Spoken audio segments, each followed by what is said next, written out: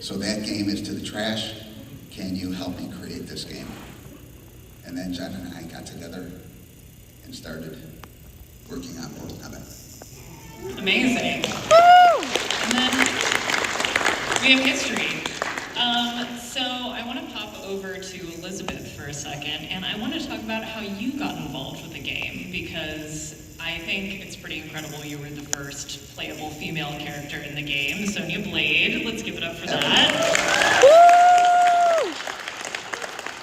And so I want to hear a little bit about you starting to become involved with the process and kind of your background.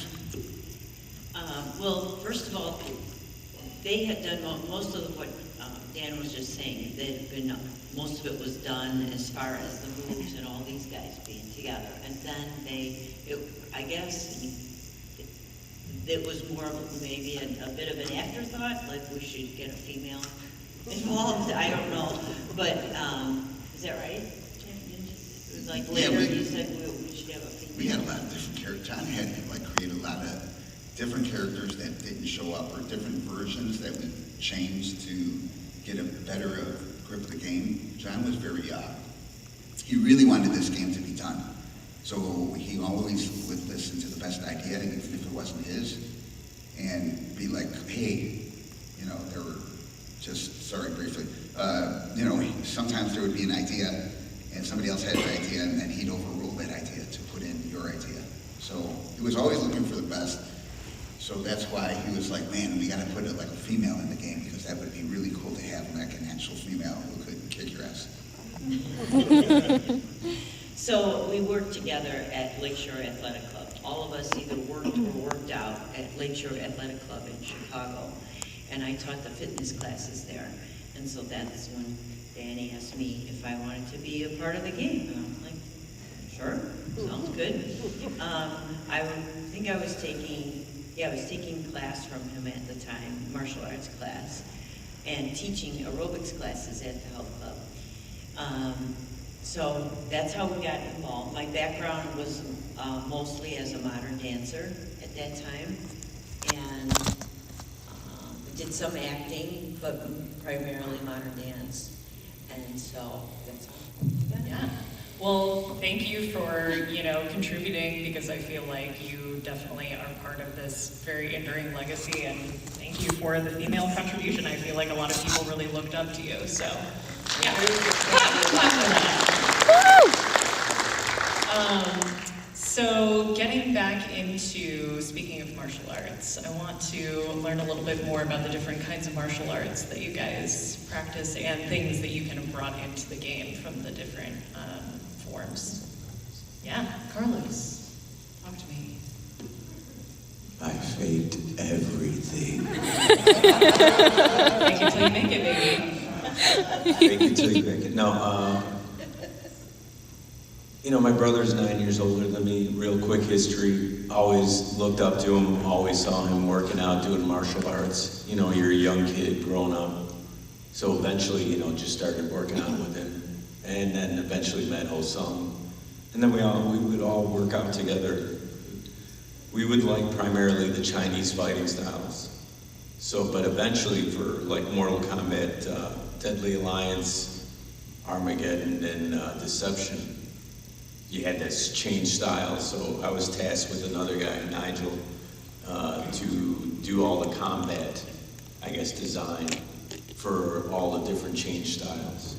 And I knew a lot of, we all loved Chinese martial arts, and we loved exploring the different ones. There's many. And it just happened, that's my passion. So I was able to apply all of that knowledge that I knew to those games, and try to continue on that legacy of, martial arts and video games to an extent. But, it's just more or less a passion of doing that, or, it's like anything, collecting video games, or collecting, whether it's 3rd edition D&D stuff all the way up to 5th edition, or Magic cards. You have this passion, you just want to learn more and more about everything. And it could be anything, car mechanics, electrical design, anything. You just have this drive where you want to, this heart, you want to learn everything. So it more or less weapon styles, everything. It's just fascinating. Awesome. We were chatting a little bit yesterday, but I feel like Mortal Kombat, between all of the different games, it really inspired a lot of kids in the early 90s to pick up different martial arts. So I feel like that is a really cool kind of cultural influence that Mortal Kombat has had. I would love to talk a little bit about the motion capture process. So what did that look like when you were filming, and describe a little bit about that to us? So the game was so low budget that we shot it with John Tobias's father's home video camera, because Ed would not give us the studio camera because the project, we would break it. It was so low on it that we did that. But John was like, show up tomorrow, we'll start figuring out what to do. I show up, John sets up his father's video camera, turns it on, do something cool. Direct quote. So I was just like, okay, because I come from a Chinese martial art is part of what I've learned, but my favorite, so I started thinking like it'd be cool to have actual combos that are real, as opposed to, you know, I love Street Fighter, but if you kick like that, you'll break your leg, or if you really punch like that, I always complain, but I played the game, it ate my quarters. So, you know, I would just be, it's cool, but it's not real. So I was like, I just started doing real stuff. And so we did that for about 10 hours. And then the next day, John comes in, he's like, okay, we're organized. High, medium, low, fill it in. So we started doing that. And then I was like, well, you know, we looked at the tape and we realized that the last 2 days of filming was no good, because when you're closer to the camera, you're bigger than when you go back away from the camera, you're smaller. And he's like, you gotta stand still. And I was like, well, if everyone has to stand still, we have to make a frame, make a box so everybody can stand in the same space. So if you look at any of the making of videos, you'll see little markings on the floor. Yeah, that's my work, to try to mark it off. Because not only that, we were shooting with overhead lights and desk lamps as side lights. Because we didn't have a light kit. We're not allowed to do that. We might break it. And this game is so cheap, it's not going to go anywhere. So we would steal people's desk lights, and at the end of the shoot, we would have to return it to the desks that they belonged to. And so once we mapped that out, we started doing it again. For that day, it was the second day. So we figured that out. The third day we come in, somebody had picked up all the stripes off the floor to make it barren, to clean the floor. So now we have to start all over again. But it's good, because each time we were learning things. You know, we learned that certain techniques, because they're 2D, even with your eye, you see the depth of it. But without that depth, you have things like a high front kick would look like an axe kick. Want to do an axe kick? High, can you? Yeah. Oh, yes, please. We would love to demonstrate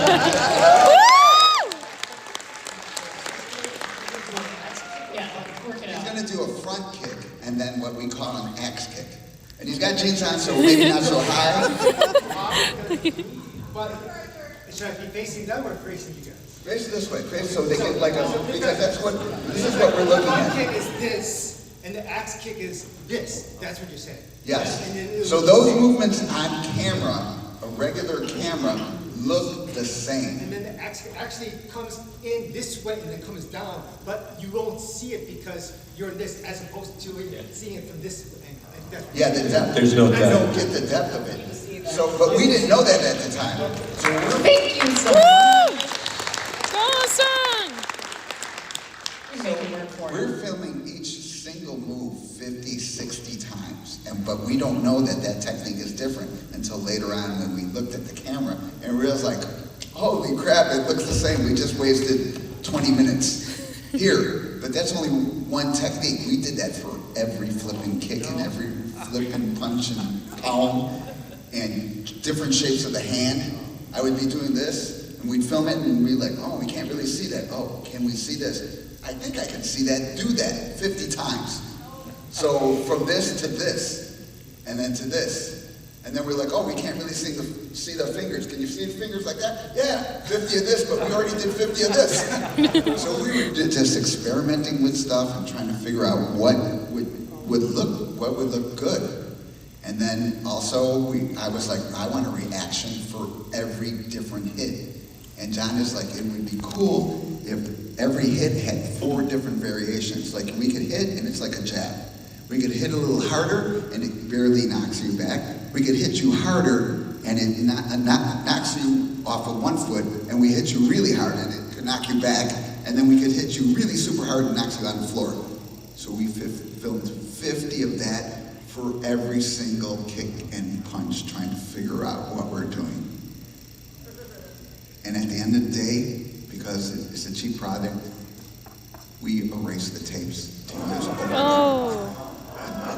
Mortal Kombat 1 literally took over 1,000 video hours to create. Oh, shit. I have 7.5 hours left. You've seen some of what I posted. Other people have already posted, which is fine. But I have 7.5 hours of probably 1,200 hours of video. You know, as a quick example, sorry, somebody else can talk. I talk a lot. So we were filming one where I'm really dizzy. Everybody knows it's famous now. I know some do that. Sure. So that way, whoever doesn't know. This is right before we get knocked out. So we're doing that, and then John and I are looking at that, and I was like, I kind of looked at him. He was like, right? I was like, yeah, it's kind of stale. And he's like, man, it can't end like that. I was like, yeah, we got to do like, remember in the Kung Fu movies how they have that death blow? And he goes, yeah, we have to find a way to finish them. And then I'm like, yeah, we got to think of different ways. And he's like, yeah, we have to find a way to finish him. And we laughed, but you have finishing and you have a fatality in the game. And that was all just looking at the video, trying to figure out where we're going to go next. So a lot of the things that, for me, when I play the game or see the game being played, I don't see the movement, I see the stories.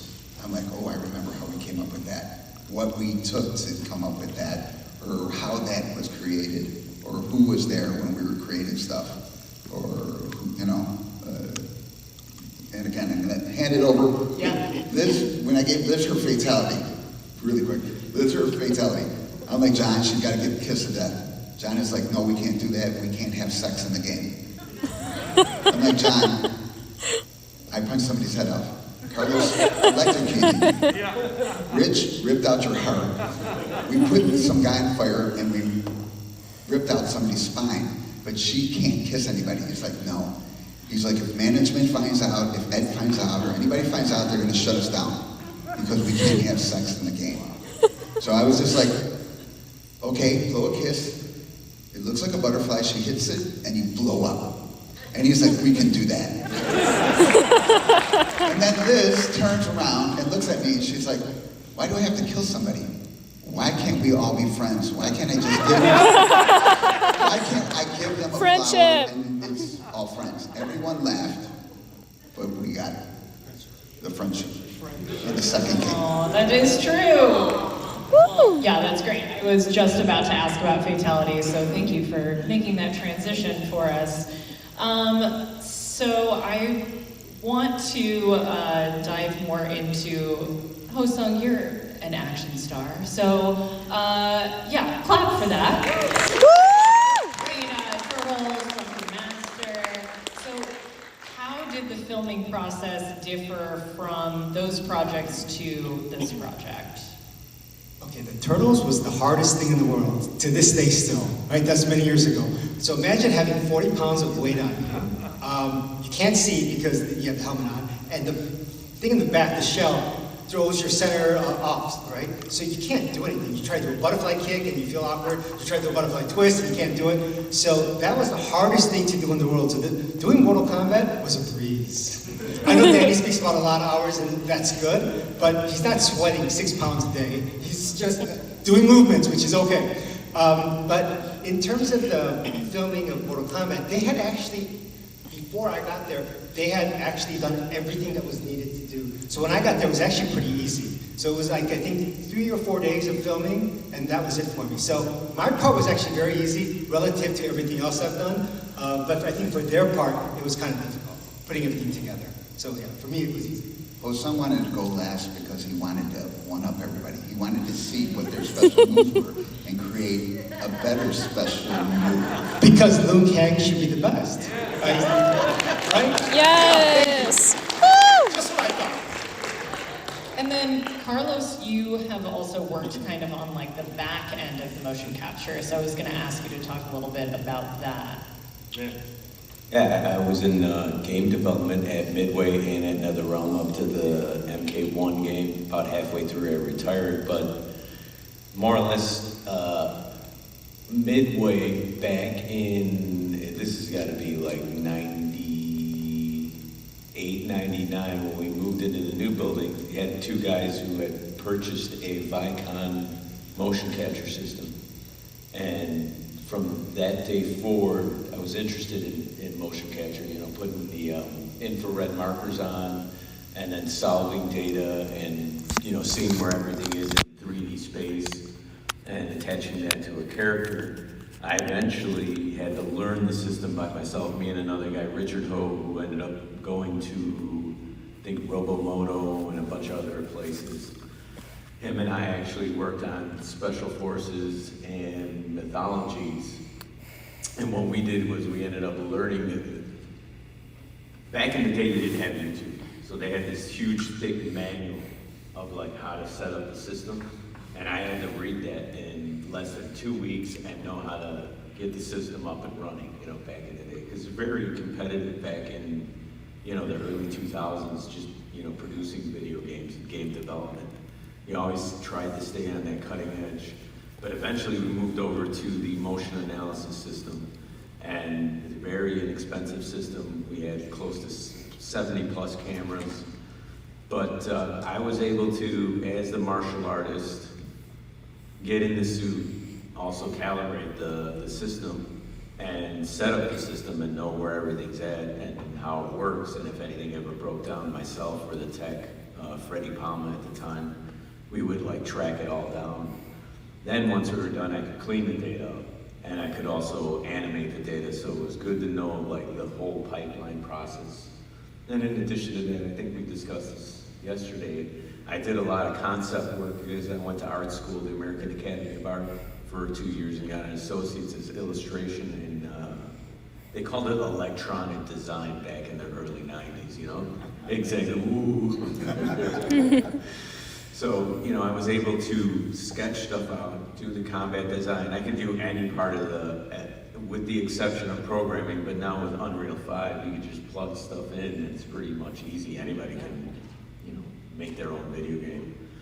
But it was a fun process to know from the beginning of how to track data, solve it, put it on a character, animate it, and at some point be able to design, like, you know, the creative fatality system with everybody at Midway for the old, like, Armageddon game. You know, it's just great doing that. And, you know, the plus side was me being a martial artist, being able to get in the suit for them, and I was right there readily available. Like, if you're crunching at 10 o'clock, I remember somebody needed something solved, and and I was their animation lead, I told them, well, instead of you trying to do this for the next 4 hours, trying to make it work, let's run into the studio, I'll set it up in 15 minutes, and be in the suit ready, and we could shoot it and be done in 20 minutes. You know, just problem solving.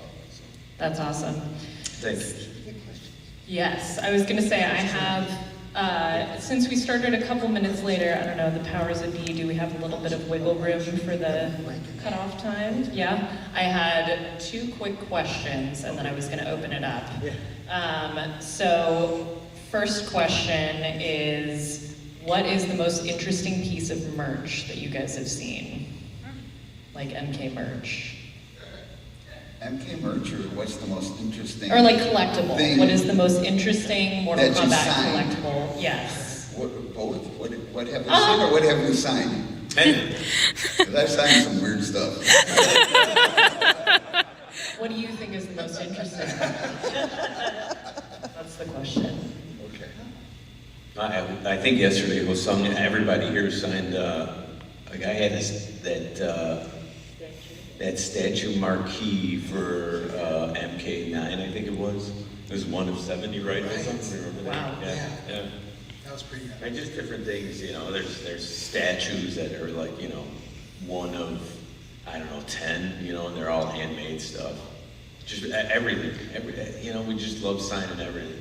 Well, a guy brought in the stand, the actual game itself for us to sign, and he has to lug it all the way here. I'm like, oh Wow. my God, yeah. So those fans we appreciate very much. Well, someone brought in a Sonya Blade doll. Remember that one? And you could stand it on one leg and it would just balance. You could put the Sonya in these different positions, right? And as you stand on one leg with the other leg up and whatever. I never saw that before. Yeah. Very cool. That's awesome. And then my last question, then we're going to open it up, is what do you think, or like what's one thing that you think Mortal Kombat has influenced on pop culture?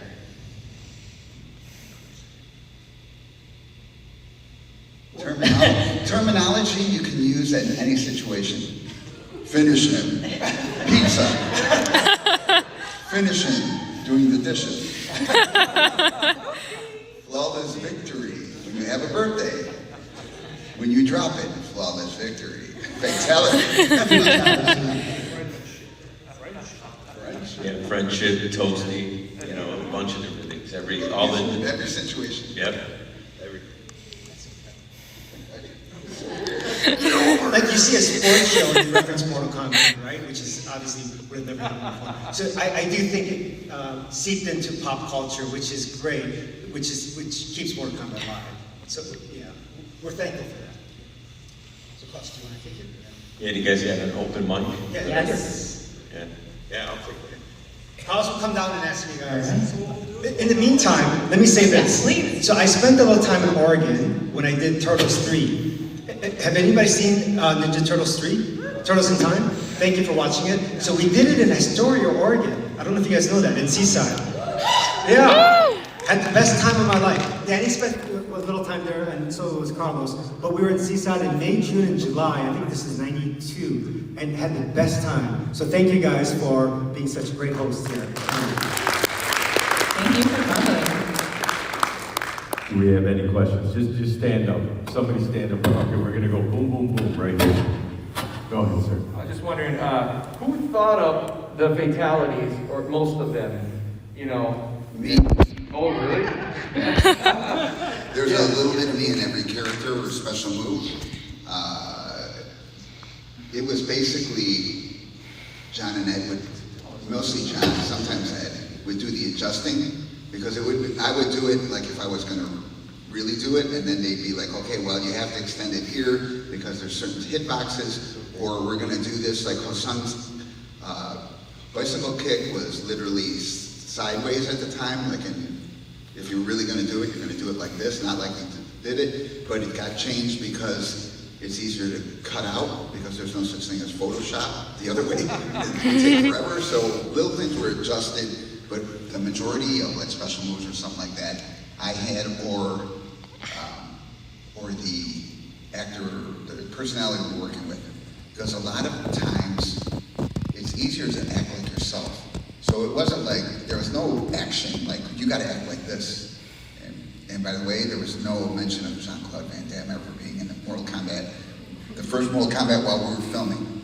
Any suggestion of that is later on when management had it. So we never said act like Jean-Claude Van Damme. So a lot of times when we were creating stuff, we'd look, what do you want to do? Katana, I think it's Katana. No, Melina, who eats you? Melina. Kevin, I'm gonna eat you. Okay, what if she eats you and spits bones out and she looks at you and pulls down her mask and it's not really who you think it is. It's so totally, it's that creature from Big Trouble in Little China with the teeth like this. And John was like, let's do that. So a lot of times it was more, you know, me and John wanted to rip the spine out. He's like, pull the spine out. And I was like, if I was actually going to pull a spine, I would never do this. I would do this. Because if you go like this, you'll just get the skull out. But if you pull up really hard, you might be able to pull out the spine. And so John was like, okay, let's film it that way. So every time there's so many jokes and when we were doing stuff, you would die. Hey, everybody, I hate to interrupt, but I have to catch a flight right now. Oh. Thank you, Liz.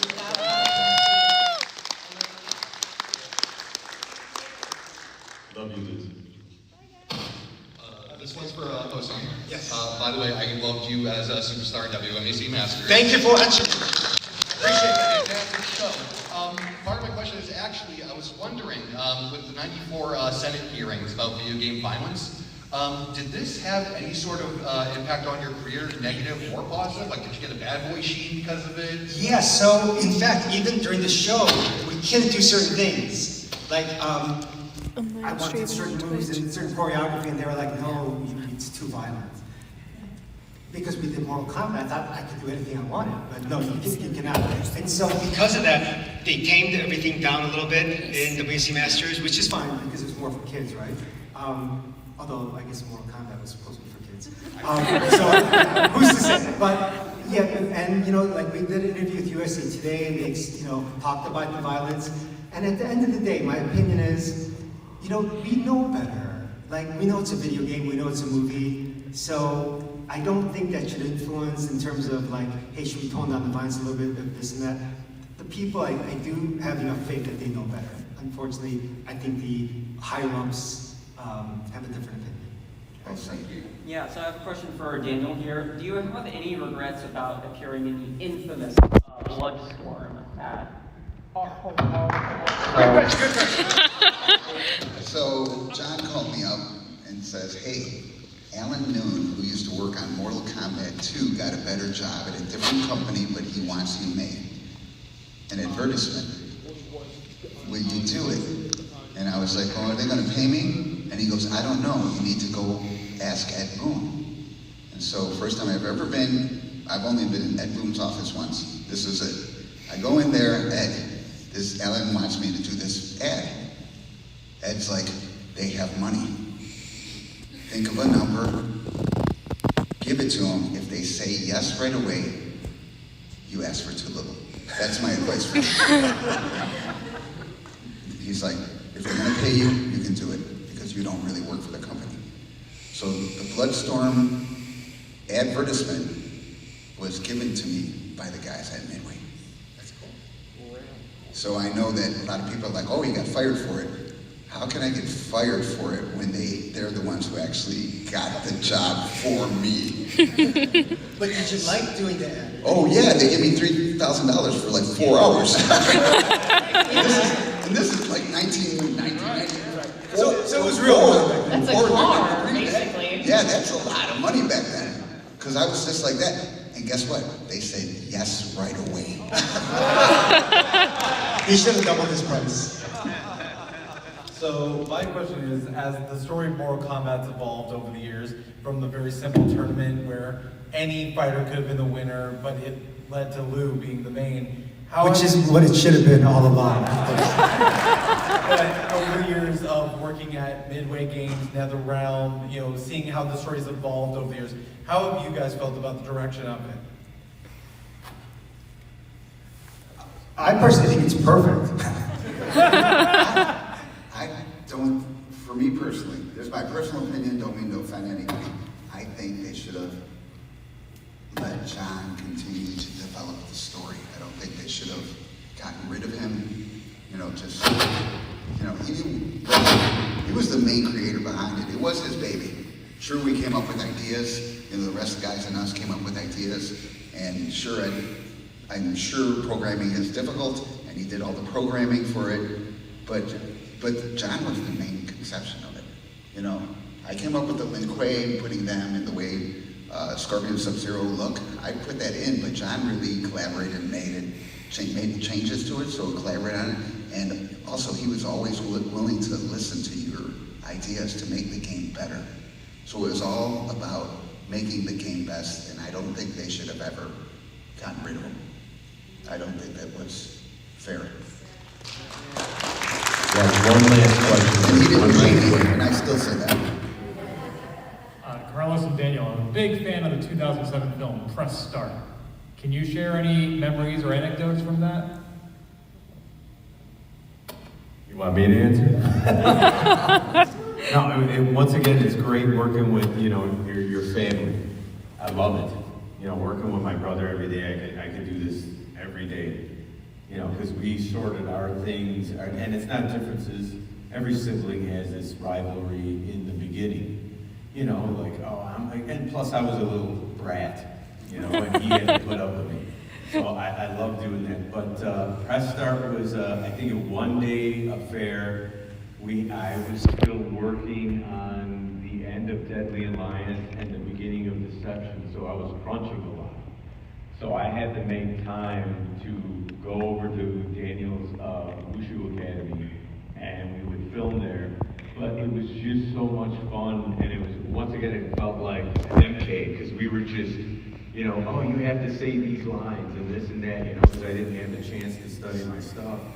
And Daniel's like, you know, he would say something, and I would just respond to him, you know, naturally, you know, like, oh, we should do this. There were a lot of good outtakes that I wish they would have included in Press Start, because there was just so much joking. Hilarious. Yeah, it was just hilarious. But All right, I have one final question that I forgot to ask. So, Daniel, because you have been so many characters, Johnny Cage, Scorpion, Sub-Zero, Reptile, gentle, which is the most fun to play?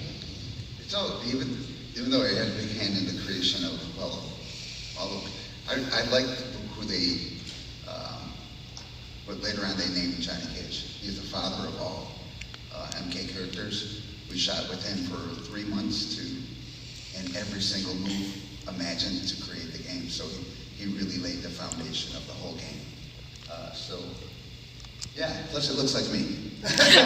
Cool sunglasses also, you know. All right, well, thank you guys so much. I really appreciate it. Thank you all for coming out. Did you have a good time? Yeah! Woo! We'd like to come down and say hello to everyone. Yes, please. Give it up one more time for Hossam Khan, Christina, and Carlos Christina, and for Elizabeth Malecki. I am Exoskeleton. Thank you so much.